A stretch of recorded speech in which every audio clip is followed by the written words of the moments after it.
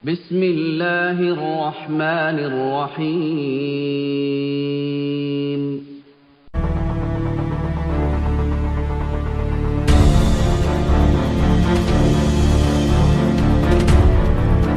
Ma'asyiral muslimin yang dimuliakan Allah Subhanahu wa taala. Kemudian setelah Musa alaihi salatu wassalam pulang membawa alwah, papan Taurat, satu-satunya kitab yang mulia yang diturunkan Allah pertama kali adalah Taurat, dan langsung ditulis Allah Subhanahu wa taala. Ketika dia datang ke kaumnya, marah dia. Biasanya Nabi Musa sabar dengan Bani Israel, tapi untuk ini Musa tidak sabar, marah dia. Kenapa? Karena mereka sudah menyekutukan Allah Subhanahu wa taala. Udah nggak toleransi lagi. Saking marahnya kemudian Musa melempar papan sampai pecah papan itu, berkeping-keping sana sini. Pada dalam papan itu ada Taurat, ada petunjuk Allah untuk Bani Israel. Dipecahkan sama Musa. Kemudian mendatangi Harun, dijambak rambutnya, ditarik janggutnya, kemudian marah-marah. Tapi Harun mengatakan, "Ya Musa, mereka hendak membunuhku, apa yang bisa kulakukan?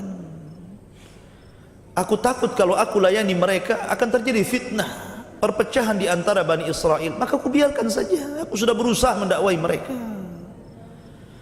Akhirnya kemudian Musa memanggil Samiri. "Wa ma khatbukum ya Samiri? Kenapa kau melakukan ini wahai Samiri?"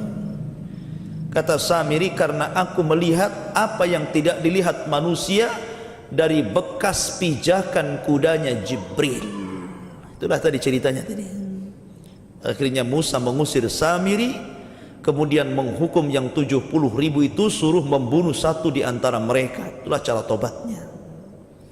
Kita masuk kepada ayat. Dalam surah Toha disebutkan mulai dari ayat 83. Antum yang membaca punya Quran, kita baca. "Wa ma'ajalaka an qaumika ya Musa?" Mengapa engkau datang lebih cepat daripada kaum wahai Musa? Artinya Musa meninggalkan 70 orang pilihan dan lebih dulu sampai di Bukit Tur. Maka Musa mengatakan, "Qala hum ulai ala athari wa ajiltu ilaika rabbi litarda." Berkata Musa, "Itulah mereka sedang menyusulku ya Rabb, dan aku bersegera kepadamu wahai Tuhanku agar supaya engkau ridha kepadaku." Karena rindunya Musa ingin berjumpa dengan Allah. Kemudian Allah mengatakan, "Qala fa inna qad fattanna qaumaka min ba'dik wa adhallahumus Samiri." Kemudian Allah berfirman menghabarkan kondisi orang-orang yang ditinggalkan Musa. "Maka sesungguhnya kami telah menguji kaummu sesudah kamu tinggalkan wahai Musa, dan mereka telah disesatkan oleh Samiri." Maka Musa kembali kepada kaumnya. Faraja'a Musa ila qaumihi ghadbanan asifa. Maka Musa pulang kepada kaumnya marah dengan marah yang luar biasa. Qala, Musa mengatakan, "Ya qaumi, alam ya'idkum rabbukum wa'dan hasanah?" Lihat bagaimana ibarah Al-Quran. "Wahai kaumku, bukankah Tuhanmu telah menjanjikan kepadamu sesuatu janji yang baik? Bukankah sudah kukatakan aku hanya pergi 40 hari, nanti kubawa Taurat untuk kalian, nanti kubawa hidayah dari Allah untuk kalian. Itu janji Allah kepadaku. Kenapa kalian berpaling?" "Fatala alaikumul ahdu am aradtum an yahilla alaikum ghadabu min rabbikum fa akhlaftum maw'idi." Maka apakah terasa lama masa yang berlalu bagi kalian ini? Kan cuma 40 hari saja. Ataukah kamu menghendaki agar kemurkaan dari Tuhanmu menimpa kamu, lalu kamu melanggar perjanjianmu dengan diriku ini? Karena aku tinggalkan kalian enggak lama, 40 hari masa lama.